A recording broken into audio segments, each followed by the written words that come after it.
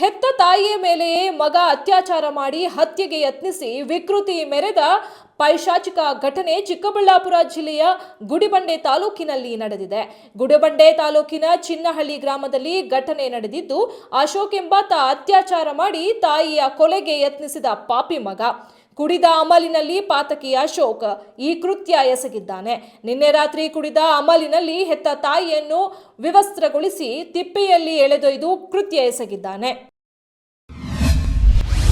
ಬಹುಕೋಟಿ ಮೂಡಾ ಹಗರಣ ಸಂಬಂಧಿಸಿ ಮುಖ್ಯಮಂತ್ರಿ ಸಿದ್ದರಾಮಯ್ಯ ಅವರಿಗೆ 3ನೇ ನೋಟಿಸ್ ಅನ್ನು ರಾಜ್ಯಪಾಲ ತಾವರ್ ಚಂದ್ ಗೆಹ್ಲೋಟ್ ಜಾರಿ ಮಾಡಿದ್ದಾರೆ.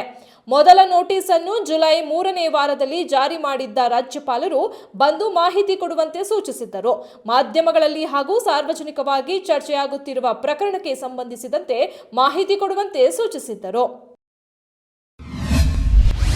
ಆಗಸ್ಟ್ 6ರಂದು ಭಾರತದಲ್ಲಿ ಚಿನ್ನದ ಬೆಲೆಗಳು ತೀವ್ರ ಕುಸಿತವನ್ನು ಕಂಡಿವೆ. ಸೋಮವಾರ ಷೇರು ಮಾರುಕಟ್ಟೆ ಮಹಾಪತನದಿಂದ ಈ ಬೆಲೆಗಳು ಇಳಿಕೆ ಕಂಡಿವೆ.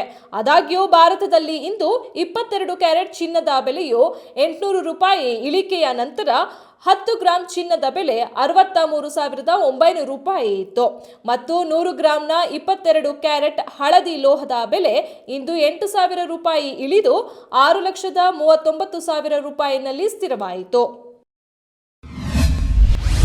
ಇತ್ತೀಚೆಗೆ ಕರ್ನಾಟಕ ರಾಜ್ಯ ಸರ್ಕಾರ 7ನೇ ವೇತನ ಆಯೋಗ ರಚಿಸಿದ್ದು, ಈ ತಿಂಗಳ ಸಂಬಳಕ್ಕೆ ಸರಿಯಾಗಿ ಜಾರಿಗೆ ಬರುವಂತೆ ವೇತನ ಹೆಚ್ಚಳ ಮಾಡಿ ಅಧಿಕೃತ ಆದೇಶವನ್ನು ಹೊರಡಿಸಿದೆ.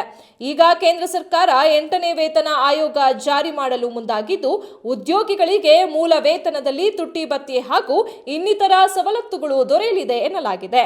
8ನೇ ವೇತನ ಆಯೋಗ ಜನವರಿ 1, 2026ರಿಂದ ಜಾರಿಗೆ ಬರಲಿದೆ.